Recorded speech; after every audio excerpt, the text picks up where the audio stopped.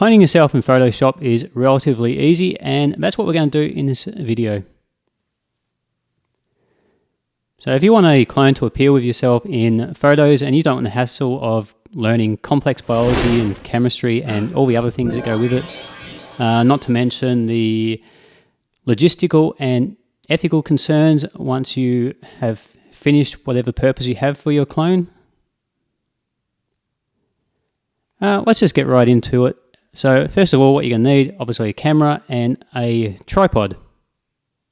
So we'll just go outside, take a couple of photos, and then we'll come back inside after that and edit it. So we just want to set up the camera up on a tripod, take a picture, and then without moving the camera at all, keeping in exactly the same position, we will take another picture with our clone in a different position. Or if you don't have a clone, you can use the timer, or you can use an app for it. Now we've got two pictures, we'll jump back into Photoshop and do some editing. So what we'll do, we'll grab the two photos we took, drag and drop them into Photoshop. They'll open up automatically. Now we need them both on the same, we need them in layers on the same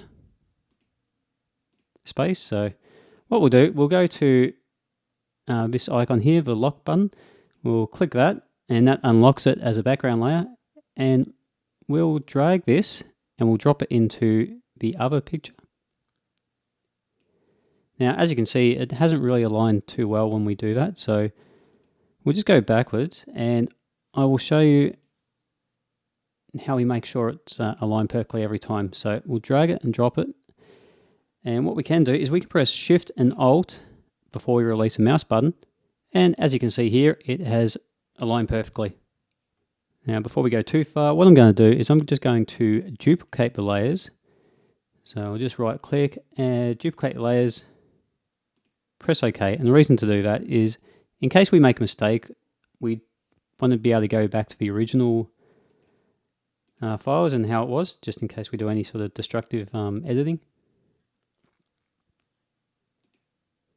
Okay, and now what we've got here is we've got layer 1 copy on top of the background copy. So if we turn the visibility off on that, we can see through to the bottom one.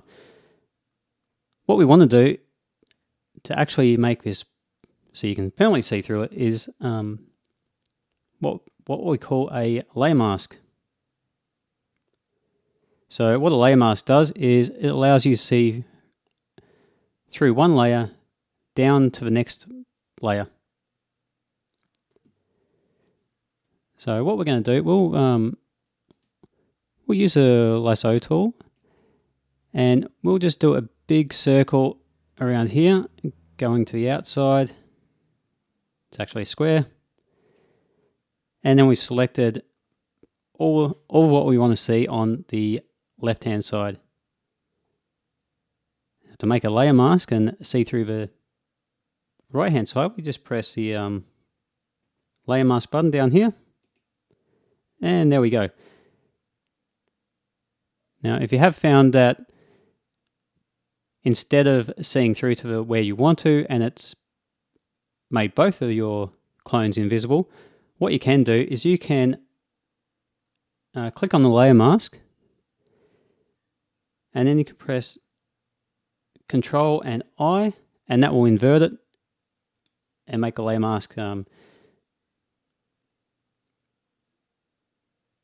visible on the other side and invisible, so it'll just swap it around. But I'm going to go Control I, go back to where we are, and I'm just going to delete this layer mask. So right click, delete it, and I'll show you another way that you can work with layer mask, which can come in handy sometimes. So we're on the top one and we'll just click layer mask, and what you can do is you can paint using black and white to either paint the layer mask on or paint the layer mask off. And so what I mean by that is we'll just use B to go to a brush, and make sure you're on the layer mask and not the actual picture. I'll just quickly show you what happens if you're on the picture. See, it just paints on the top layer. And just Control Z to undo that. So making sure we're on the layer mask, and we are currently using black, and we can just paint through.